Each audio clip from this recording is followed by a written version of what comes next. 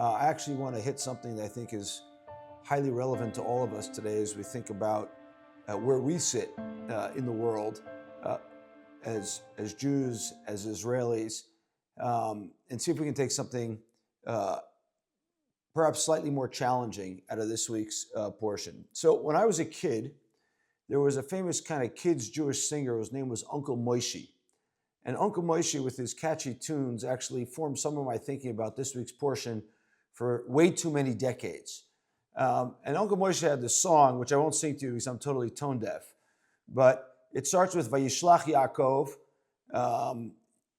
Jacob sent Malachim lefanav, messengers, and he says, and Yaakov sent messengers to Esau, his estranged brother, who he fled from 20 years earlier. And then the song continues, Esau was coming with 400 men. It was this very scary moment. Yaakov davened to Hashem, and Yaakov prayed to God. And so the refrain of the song, or the theme of the song, is this fearful encounter engineered by Esau, who hears that his brother is coming back to the land of Canaan, to the land of Israel, and decides to get ready to attack his brother. We all know that the story kind of ended okay, in which the long-lost brothers meet each other, they embrace, they kiss each other. The sages and the rabbis say that Esau bit Jacob, but according to the main words of the portion, it sounds like they embraced and they hugged and they kissed and they went their separate ways. But this starts as kind of a scary event for Jacob. I'm going to offer a contra to Uncle Moishe, the famous singer, who has really occupied rent-free in my brain this notion of what the portion is about for many decades. But in order to do that, I need to kind of take a broader look at the book of Bereshit, the book of Genesis. Now, if I asked you, why do we even have the book of Genesis, I think instinctively we'd all say, oh, it's because we have the forefathers, the three forefathers of the Jewish people and the four mothers, and they're the kind of birth parents or icons of the Israelite or Jewish nation. I'm not the first person to ask this question. In fact, the first Rashi on the Torah asked the question. It asks, why do we need to have at all the book of Bereshit? And by the way, the first two portions of the book of Exodus, of the book of Shemot, Rashi asked the question. I'll come to his answer in a second. But before I get to Rashi's answer, I want to tell you about a pretty famous disagreement between two rabbis who lived around the time of the destruction of the Second Temple. Rabbi Akiva, famous for his support of Bar Kokhba in the Bar Kokhba revolts, and also famous for his line that we all know, love thy neighbor as thyself, which comes from the Torah. This is the most important precept in the Torah. And in fact, this comes from a midrash in Torat Kohanim, which is an interpretive set of texts on the book of Leviticus, the book of Vayikra. And it starts, V'ahavta l'reacha kamocha, love thy neighbor as thyself. Rabbi Akiva Omer, Rabbi Akiva says, Zeh klal gadol b'Torah, this is a important or large precept in the Torah, and we all know this. But there is a second opinion in the same thing. It says, Ben Azai, who's an interesting character in and of himself, Rabbi Simon Ben Azai, says that the Zeh Sefer Toldot Adam, this is the book of the genealogies of man, is a larger precept than this, Uklal Gadol, Yoter Gadol Mizeh. It is a larger precept than love thy neighbor as thyself, or love thy friend as thyself. The larger precept than that, says Ben Azai, is these are the genealogies of mankind. In this verse, these are the genealogies of mankind, Zeh Sefer Toldot Adam, or Ha'adam, comes from the book of Genesis, right at the beginning. And I think what this frames, this argument between Rabbi Akiva and Ben Azai, is the following. Is the story of the Torah a particularistic story, a particular story about the Jewish people, the Israelite people, or are there universal truths? Is this a universalist set of books and precepts? Rabbi Akiva, v'ahavta l'reacha kamocha, love thy neighbor, thy member of the tribe as thyself, would say it's more particular. Ben Azai has a much more universalist approach to this. And in fact, then, what we learn from the fact that Ben Azai uses this verse, Zeh Sefer Toldot Adam, these are genealogies of mankind, as the largest precept, we learn that also the book of Genesis, for sure, has to deal with more generalist, more universalist topics. So that's kind of framing one. And now I go back to Rashi's question. Okay, and it makes sense in light of Ben Azai, and also in light of Rabbi Akiva, which is, why do I need the book of Genesis? According to Rabbi Akiva, we could say it's about the forefathers, but according to Ben Azai, who says it's universalist, we'll have to say that it's because about a set of universalist principles. Except Rashi gives us a very interesting answer.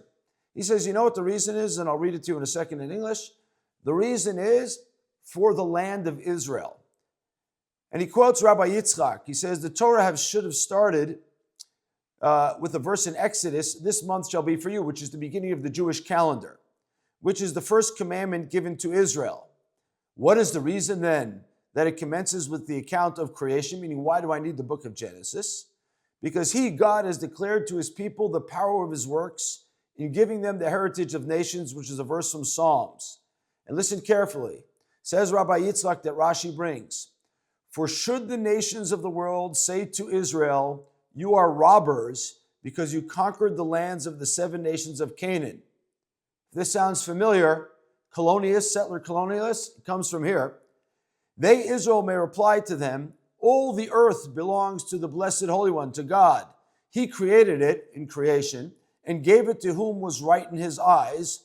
When he so desired, he gave it to them. And when he wanted to exile us, he took it from us. Because God created the earth, the land, God can give the land of Israel to whoever we want. Therefore, we can never be conquerors or settler colonialists, so to speak, in our own land.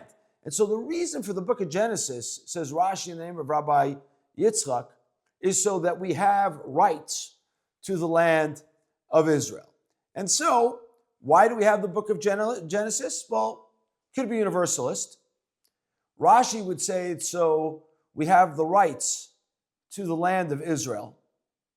Nachmanides, Ramban, offers a slightly different view. He says that the main reason for the book of Genesis, the book of Reshit, is a foretelling.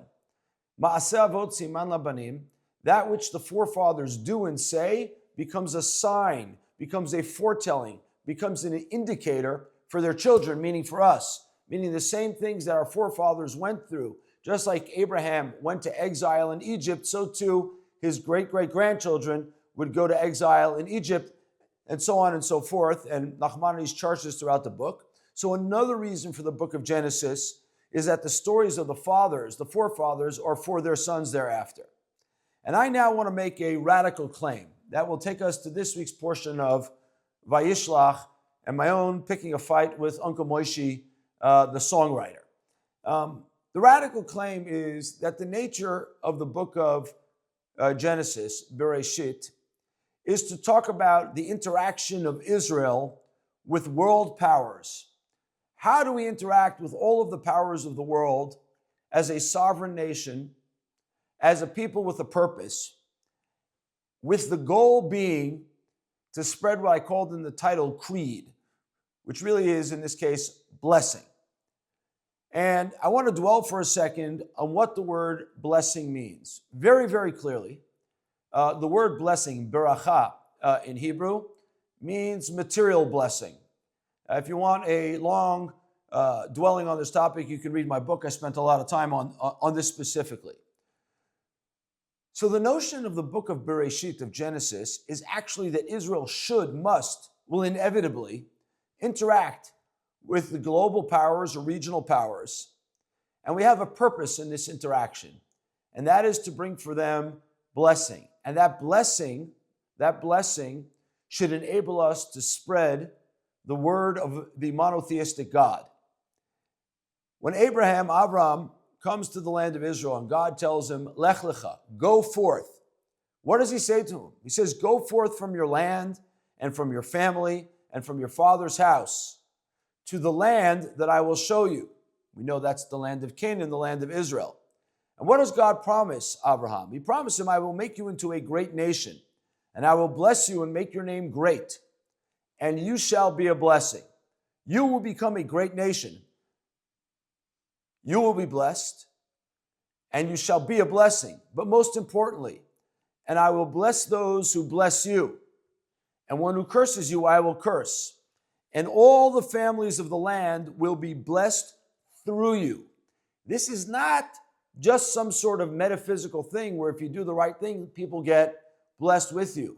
This is a commandment to Abraham to take responsibility for other people, to enable them to be blessed through him, through his activities, through his calling out in God's name, and through creating material blessing for those around us. Abraham, of course, is the first of the forefathers. He is the icon. He's much more than a person. He is literally the father of a nation, a symbolic father of the nation.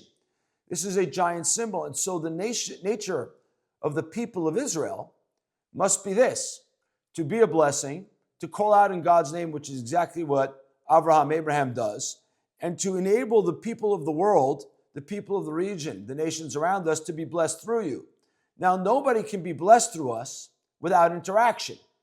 So Abraham goes down to Egypt, and he becomes more blessed. He comes out wealthier. He himself takes off in a war against the 5 kings who had captured his nephew. But not just captured his nephew, Abraham defeats the 4 kings, and returns his nephew and all of the booty. He is interacting in a nonstop manner with the people of the region and the people of the world through war, through diplomacy, and through commerce. Now, we all know that if Abraham is the iconic symbol of the people of Israel, the forefather, who is the only one to have all of his children included among the Jewish people, is his grandson Jacob. There's Abraham, there's Isaac, there's Jacob. Abraham has 2 sons, Ishmael and Isaac. Ishmael gets sent away, and Isaac gets the blessing of Abraham, of the land, the prosperity, and having multitudes of children. That's Isaac's blessing. Isaac has 2 children, Jacob and Esau. And Jacob gets the blessing from Isaac in this kind of fraught moment where he tricks his father.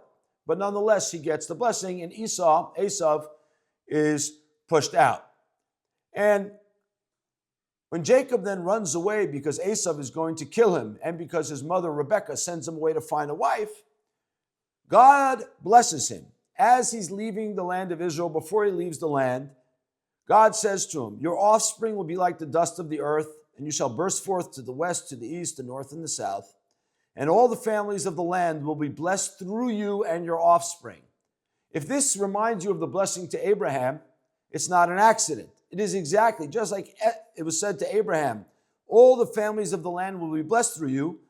So too to Jacob it says, all of the families of the land will be blessed through you and your offspring. Why your offspring? Because all 12 of Jacob's offspring become the 12 tribes, become the fathers of the modern nation of Israel, the ancient and modern nation of Israel. And so there is this connection between Abraham, and Jacob, in that they both get the blessing that all peoples of the region, nations of the world, should be blessed through them. And in Jacob's case, it's particularly focused also on his children, that they will be blessed through him and his offspring. And so therefore, Abraham, and Jacob are on a mission. They're on a mission. Part of their mission, sorry for the call, part of their mission is to create wealth and prosperity for themselves and for others, and then to use that to make other people be blessed as well. Again, physically, materially, and also by calling out in the name of God and spreading God's message, the morals of Abraham, the ethics of Abraham, out to the nations of the world. And so that is all a 15, 17-minute introduction to our portion. And now, through my radical explanation as to why Uncle Moshe, who told us that Esau was coming to frighten Yaakov, is incorrect. What actually happens is the opposite. So we normally, like Uncle Moshe, think that Esau confronted Jacob In fact, what happened is Jacob confronts Esau. And I want to walk us through this. The beginning of the portion, which starts in chapter 32, says that Jacob sent messengers before him to his brother Esau to the land of Seir, to the field of Edom. Esau is happily living in the southern part of what is today Jordan, the southwestern corner of what today is Jordan. So Esau has left the land of Canaan, the land of Israel. He has crossed over what today would be the Dead Sea and parts south, and he's living in the mountains of Seir, the mountains of Edom, in the southern part of Jordan, near Wadi Rum and Petra. Jacob is coming from his uncle Laban's house in the northeast, and he's coming down. Jacob ultimately crosses into the land of Israel, some 20 to 30 kilometers north of where Esau is living. Esau might have no idea that Jacob is coming into the land. And Jacob could have come from the northeast, come down the eastern bank of the Jordan River, crossed into the land of Israel, where he ultimately is near Shechem, which is in the northern Samaria, and everything would have been fine. He'd have no idea. So we need to ask ourselves, why did Jacob send these messengers to Esau to alert him that he is coming? It is, in fact, Jacob who initiates the interaction with Esau. And I think what I said at the beginning tells us everything we need to know. Jacob is blessed. He's coming from Laban's house. He's wealthy as can be, and we'll see that in a second. Esau, who he had left behind 20 years earlier, who he had a distancing from because he stole the blessings from Isaac, his father, Jacob knew he needed to interact with him and to be a blessing to him through him and his offspring. Here comes Jacob with 11 children, the 12th hadn't been born yet, south, with all his belongings, and he initiates this interaction in order to become a blessing. So what does he command his people? He says, Jacob commanded them, saying, "Thus you should say to my master to Esau, thus said your servant Jacob, I have sojourned with Laban, and I have been delayed until now. I've been gone for 20 years. But look what I have, extreme wealth. I have oxen and donkeys and sheep and servants and maidservants, and I've sent this to you, my master, Esau, to find favor in your eyes." He notifies him. He has a show of material strength. I have it. It's worked out for me. I'm good. I want to interact with you. But Esau also comes with a show of strength. After Jacob alerts him, Esau is on guard. He doesn't know what's coming as Jacob shows his strength. So messengers returned to Jacob and said, "We came to your brother, to Esau, and he too is coming to meet you, and there are 400 men with him." And at that point, having provoked his brother, I don't think from a point of trying to provoke him to violence in any way, he provoked him because he wanted to interact with him. He wanted, through the blessings that he accumulated in Laban's house, to seek out an interaction through which to spread the word of God and to spread the lessons of Jacob's belief and Jacob's power via Esau and his new colony there in Edom. At this point, though, Jacob became afraid and distressed. He splits the people with him, the sheep, the cattle. He splits his belongings, splits the people. He sets up 2 camps so that one survives. He becomes intimidated by this. And he calls out to God and prays, "Please help me." And Rashi very pointedly points out here that Jacob comes ready now in 3 ways. He prays, he engages in diplomacy, and he gets ready for war. Because that's how we interact with people who come to threaten us. Again, this was not Jacob's intention. He did not want to have a war. He was trying to engage in economic diplomacy through which he could spread the blessing through him and his offspring. That was his goal. Esau, at least in Jacob's perception, took it the wrong way. He didn't understand the economic diplomacy, and perhaps he was coming out in war. And then Jacob prays to God and says, "Please save me." And he sends off a giant present to Esau and sends it forward. And ultimately they have this fateful interaction in which Esau ends up having a rapprochement with Jacob. And they each go their own way with their material blessing. But the lesson here, I think, is incredibly pointed and incredibly important. When Jacob wants to create a home for himself in the land of Israel, on his way in, he goes out of his way 20 plus kilometers to attempt to engage in economic diplomacy, in a rapprochement, in an attempt to spread blessing, material and spiritual blessing through his interaction with the regional power, who at that time was Esau. And this would not be the last time, because when Jacob then comes into the land, Jacob ends up going back further north after his interaction with Esau to a place called Sukkot, which is opposite Samaria, where he ultimately goes into. He crosses the Jordan into Shechem, 20 to 30 kilometers to the north. He stops in Sukkot for about 18 months. He rebuilds his wealth, and he comes into Shechem. And what does he do? He buys a piece of land. All this is in this week's portion with the local power. The local power is Shechem. They, by the way, sit at the crossroads, a big trade crossroads that comes from south to north and ultimately goes east and north out to Haran and Assyria. So he's a big regional power sitting in an important intersection of commerce. And Jacob approaches him. And the first thing he does, he buys a field to interact with these people. Jacob initiates yet another interaction with another regional power through economic diplomacy, through doing commerce, in order to, one, have an engagement, but two, to help other people realize the blessing that is the people of Israel, the people of Jacob. Jacob, as we know, has his name changed from Jacob to Israel because he jostled with lords, im Elohim, v'im anashim, and with people, and he was successful. He was successful somewhat in his engagement with Esau. He had a rapprochement, and they both were prosperous. He had a less successful engagement with the people of Shechem. Unfortunately and tragically, the son of Shechem raped Dinah, the daughter of Jacob. Because you know what? Sometimes these interactions don't go like planned. But Jacob doesn't stop. He continues the interactions, ultimately going down to Egypt. And his son Joseph learns from him later. And what we learn from our forefather Jacob, like we learned from Abraham, and is very poignant in this week's Parsha, very, very poignant, is that we have a role to play. This is not a particular lesson. Yes, there are particular lessons. Why does the book of Genesis exist?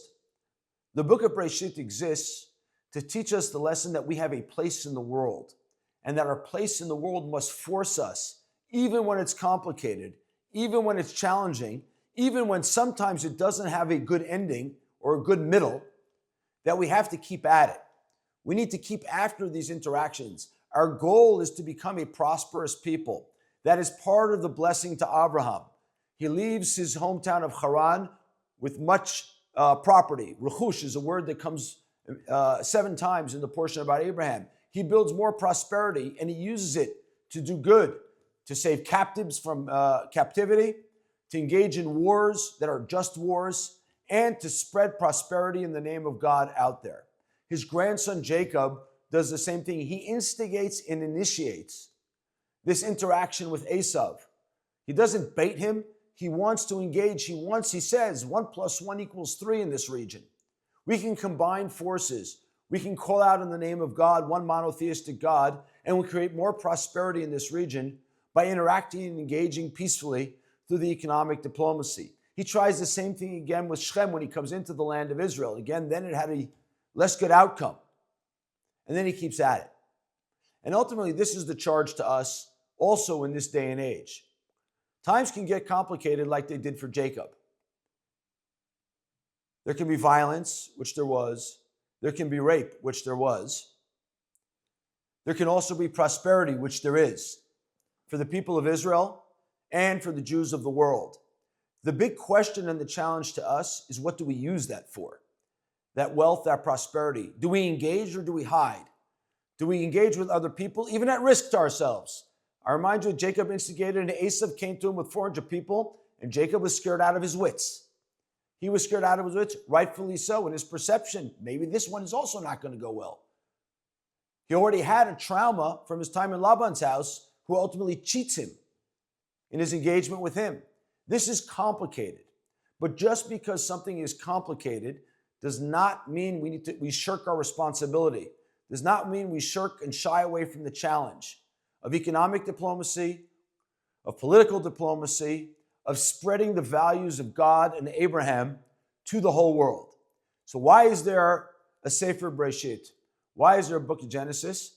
I'll argue that these are actually the most important lessons that we will ever learn as a nation. The particular precepts that come down to us at Sinai maintain a moral society. The meta-narrative of who we are as a people, of our responsibility to engage in this world even when it's complicated and to take risks for it, is what the book of Genesis is about. And what the book of Genesis, which ends also with slavery, tells us is that it doesn't always work out. And then we get back on the horse and have a 250-year journey to get back ultimately to the land of Israel. And our people has known ups and downs throughout history. As Nachmanides said, and I said at the beginning, what happens to the forefathers who go into exile happened to us also. And there's anti-Semitism, and there's complex interactions. But we keep at it, because ultimately we do come back. Ultimately we do come back. It is the offspring of Jacob and Joseph, of Judah, who come back to the land of Israel after 250 trying years. 250 trying years to establish a kingdom that also has challenges. This is never going to be a walk in the park. And one of the other things we've learned, and with this I'm going to finish, is we spent 2,000 years here without power. We have been an exiled people for 2,000 years. Having a military, having our own economy that we need to budget for and govern, and interact in commerce with other nations of the world is something we don't have a lot of experience in. We spent 2,000 years without it. So there are going to be missteps, and there will be trials and tribulations. What will make us triumphant in the end result is two things. One is if all the nations around us are prosperous and see that our belief in each other, our community as a people, comes together not only to make ourselves successful, but to make other people successful. And the other way we'll be successful is we commit ourselves as a global people, and many of you are tuning in from the diaspora, to make sure that we hold the morals of Abraham firm in front of us, calling out in God and not being ashamed of it no matter what the price is, calling out in God's morals even if it gets tough, and ensuring that other people, when they look at our people, say, you know what? That is a people who are a holy nation. They are a wise nation whose precepts, whose morals lead them to both be prosperous and to be righteous and moral.